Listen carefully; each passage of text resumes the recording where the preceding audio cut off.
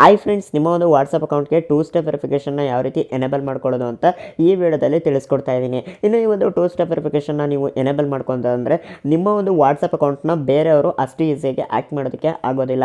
ಇನ್ನು ಈ ಒಂದು 2 ಸ್ಟೆಪ್ ವೆರಿಫಿಕೇಷನ್ನ ಯಾವ ರೀತಿ ಎನೇಬಲ್ ಮಾಡೋದು ಅಂತ ಇವಾಗ ನೋಡೋಣ.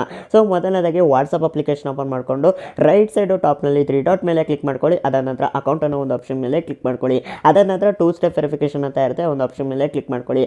ಅದಾದ ನಂತರ ನಿಮಗೆ 6 ಡಿಜಿಟ್ ಪಿನ್ನ ಎಂಟರ್ ಮಾಡೋದಕ್ಕೆ ಕೇಳುತ್ತೆ. 6 ಡಿಜಿಟ್ ಪಿನ್ನ ಎಂಟರ್ ಮಾಡ್ಕೊಳ್ಳಿ. ಇನ್ನು ನೆಕ್ಸ್ಟ್ ಇನ್ನೊಂದ್ಸತಿ ಕನ್ಫರ್ಮ್ ಮಾಡೋದಕ್ಕೆ ಕೇಳುತ್ತೆ. ಇನ್ನೊಂದ್ಸತಿ ಆ ಒಂದು 6 ಡಿಜಿಟ್ ಪಿನ್ನ ಎಂಟರ್ ಮಾಡ್ಕೊಳ್ಳಿ.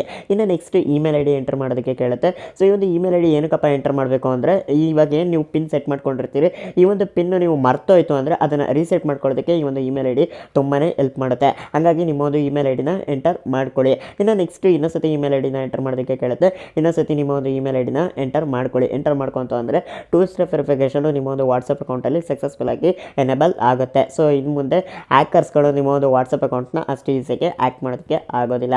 ಇನ್ನು ಈ ಒಂದು ವಿಡಿಯೋ ಇಷ್ಟ ಆಗಿತ್ತು ಅಂದರೆ ಲೈಕ್ ಮಾಡಿ, ಹಾಗೆ ಈ ಒಂದು ವಿಡಿಯೋನ ನಿಮ್ಮ ಒಂದು ಫ್ರೆಂಡ್ಸ್ ಫ್ಯಾಮಿಲಿ ಮೆಂಬರ್ಸ್ಗಳ ಜೊತೆ ಶೇರ್ ಮಾಡಿ. ಸೊ ಹಾಗೆ ಇದೇ ರೀತಿ ಹೆಚ್ಚು ಟೆಕ್ ವೀಡಿಯೋಸ್ಗಳಿಗಾಗಿ ನನ್ನ ಒಂದು ಯೂಟ್ಯೂಬ್ ಚಾನಲ್ನ ಸಬ್ಸ್ಕ್ರೈಬ್ ಮಾಡ್ಕೊಳ್ಳಿ. ಇನ್ಸ್ಟಾಗ್ರಾಮಲ್ಲಿ ನನ್ನನ್ನು ಫಾಲೋ ಮಾಡಿ. So thank you.